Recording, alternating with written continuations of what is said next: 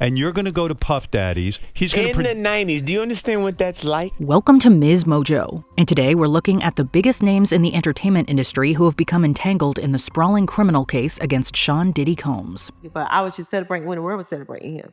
Mm-hmm. So why am I being crucified, or why am I being separated?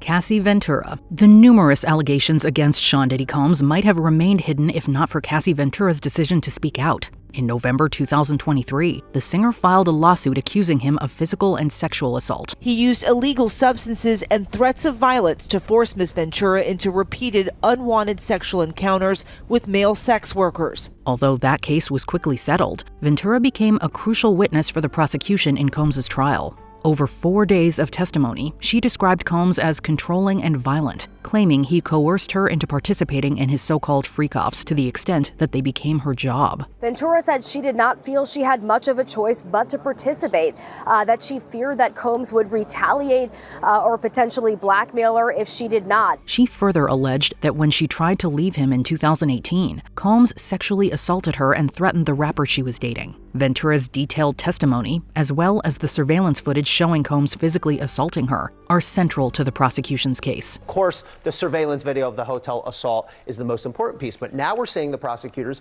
use some other pieces of evidence: selfies, text messages, emails, things that were on Cassie Ventura's phone, because they want the jury to believe her unconditionally. Kid Cudi. Grammy-winning rapper Kid Cudi became entangled in the case due to his brief relationship with Cassie Ventura in 2011. Taking the stand to testify about what the prosecution claims are criminal actions committed by Combs during Mescudi's brief relationship with Cassie Ventura in 2011, during an apparent breakup between Cassie and Combs. When Combs found out about this relationship, he allegedly became furious, leading Cudi to take Ventura to a hotel for her safety. While there, Cudi received a call claiming Combs was at his house, but when he arrived, Combs was gone. Instead, Cudi discovered his Christmas presents had been opened, his dog was locked in the bathroom, and his security cameras had been repositioned. We're getting past some of the sex trafficking allegations, talking about a criminal enterprise that was allegedly engaged in committing crimes. And so Kid Cudi's testimony goes to trying to prove some of those predicate offenses. The following year, after his relationship with Ventura had ended, Cudi's car was destroyed by a Molotov cocktail, an incident he believes was orchestrated by Combs. The jury, well, they saw these images, and Cudi said it looked like the top had been cut open and a Molotov cocktail was dropped inside. Although some have labeled Cudi a, quote, rat for testifying against Combs, he has also received widespread support from fans. Dawn Richard. She witnessed Combs allegedly beating his ex-girlfriend Cassie Ventura on multiple occasions. Richard also says she told Ventura she should leave him, but did not intervene in their relationship because she says she was told not to. Singer Dawn Richard's career began in 2004 when she was selected as a member of Danity Kane, a girl group formed under Sean Combs' Bad Boy Records. In September 2024, Richard also sued Combs, alleging that he had subjected her to inhumane working conditions and physically and sexually assaulted her during their time working together. In a damning new lawsuit, she's accusing her former mentor of sexual battery, forced labor, and gender-motivated violence. While that lawsuit is still ongoing, Richard was called to testify in Combs' trial. Over 2 days of testimony, she claimed to have witnessed Combs repeatedly assault Cassie Ventura, at times for speaking up for herself, and at other times without provocation. She added that Combs threatened she could, quote, go missing if she ever revealed what she had seen. That if she were to open her mouth about the abuse, something would happen to her. And the prosecution asked Dawn Richard, what do you think that meant? And she said that it meant, he's threatening my life. Richard also testified to witnessing him assault his former partner, Kim Porter. Britney Spears. Although Britney Spears is not directly involved in the case against Sean Combs, her name has come up at least once during the proceedings. We also have to talk about the jealousy that she talked about there on the stand in their relationship, and Cassie's concern about being a side piece, not the main girl. In her testimony, Cassie Ventura stated that her relationship with Combs began when he unexpectedly kissed her during the 21st birthday party he threw for her at a Las Vegas club. According to Ventura, Combs arrived at the club with music producer Dallas Austin and pop star Britney Spears. Spears reportedly stayed there with Combs before leaving with him for another party hosted by 50 Cent. The night in question took place on September 7, 2007, just 2 days before Spears delivered her widely criticized performance at the MTV Video Music Awards. You get me in a crazy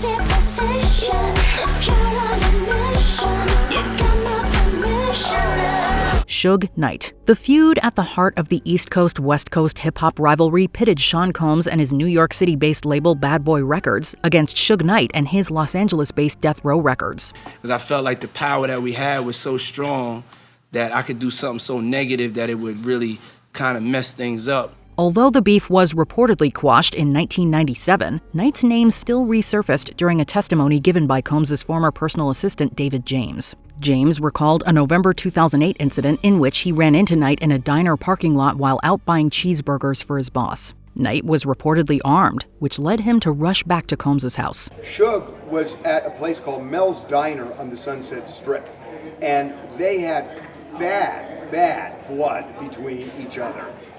They hated each other. According to James, Combs then grabbed 3 handguns and ordered him to drive back to the diner, seemingly intent on confronting Knight. By the time they returned, however, Knight was gone. Did you guys have serious beef to the point where he might have used those guns, do you think?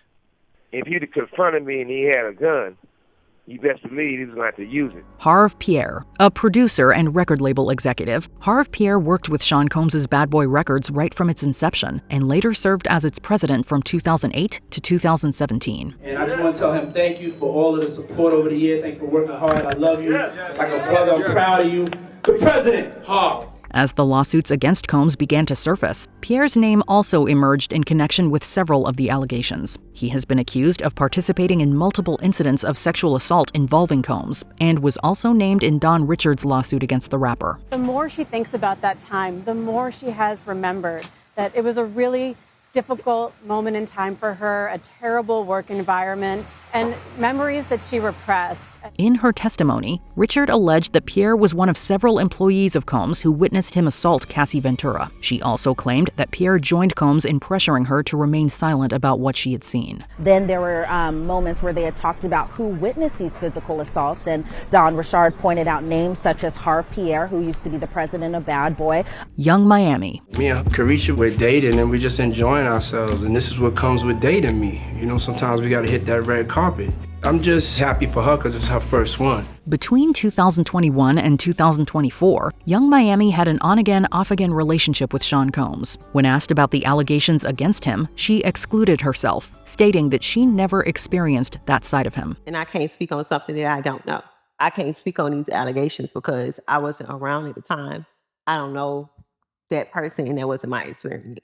However, she was soon pulled into the controversy when she was named in 2 separate lawsuits against Combs. The first, filed by his producer Rodney Jones Jr., alleged that Young Miami transported narcotics for Combs and also acted as a sex worker for him. The second, brought by a Jane Doe, claimed that after Combs sexually assaulted and impregnated the plaintiff, Young Miami repeatedly harassed her and pressured her to have an abortion. The rapper's name was on a list of high-profile individuals presented to potential jurors at the start of Combs' trial. People feel like I was Diddy's biggest cheerleader and I made him my brand.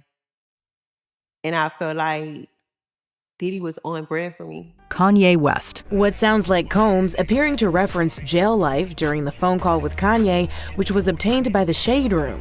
In the call, Combs encourages Kanye to get back to his music and thanks him for reaching out to his kids. Another name that reportedly appeared on the list shown to potential jurors was Kanye West, although it is not quite clear if the rapper is directly connected to the case. Nevertheless, West remains one of only a handful of celebrities who have publicly come out in support of Sean Combs. In February 2025, while on an anti-Semitic rant on social media, West tweeted that Combs should be released from jail. On its own, might have been controversial and would have gotten him all the attention and headlines he wanted, which was saying that he wants Diddy out of jail. The following month, he released a song titled Lonely Roads Still Go to Sunshine, featuring vocals from both his daughter North and Combs. In a since-deleted tweet, Kanye shared a text exchange allegedly from Kim threatening legal action to block the release of the song, which also features Diddy's son King Combs. Following Kid Cudi's testimony, West called him out on Twitter, saying he wished Cudi hadn't taken the stand and offering prayers for Combs and his family. Usher. Sean Combs was instrumental in Usher's rise to superstardom. He reportedly gave Usher a place to stay when his record label considered dropping him, and served as executive producer on Usher's self-titled debut album. Does he have you doing any chores? Are you doing dishes at all? I mean, to keep you humble somewhat? Or are you just like, can you stay up till 4 in the morning with them and party? I mean, I could. I actually stayed up longer than them.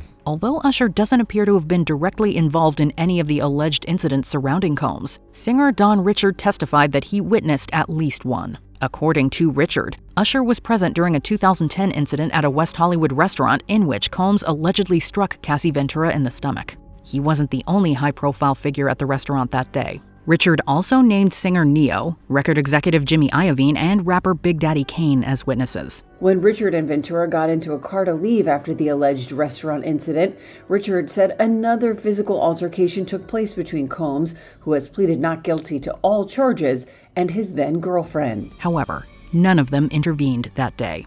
Before we continue, be sure to subscribe to our channel and ring the bell to get notified about our latest videos. You have the option to be notified for occasional videos or all of them. If you're on your phone, make sure you go into your settings and switch on notifications. Jay-Z. In December 2024, Jay-Z found himself being roped into the controversies involving fellow hip-hop mogul Sean Combs. A civil lawsuit filed by a Jane Doe accused both men of sexually assaulting her at an MTV Video Music Awards after-party in 2000. The young woman says she was drugged and that Sean Combs aggressively approached with a crazed look in his eyes, grabbed her and said, "You are ready to party." Jay-Z strongly denied the allegations, calling them a blackmail attempt. Soon after, several inconsistencies in the woman's story emerged, including evidence showing that Jay-Z and Combs were in separate locations on the night in question. Her father had driven her to the location. The father then said he didn't really remember doing that, so that there weren't enough facts to establish what she alleged. In February 2025, Jay-Z sued Tony Busby, the attorney representing the accuser, claiming that the allegations had cost him $20 million in contracts. Just days later, the plaintiff dropped her own lawsuit against Jay-Z, and the case was dismissed with prejudice. It remains unclear if the rapper will be called upon to testify in Combs' trial. Are you following the Diddy trials? What has been the most shocking revelation so far? Let us know in the comments below. Where Richard said, quote, "I observed Cassie being attacked, and then when asked who attacked Cassie, she answered, quote, she was attacked by Sean Combs."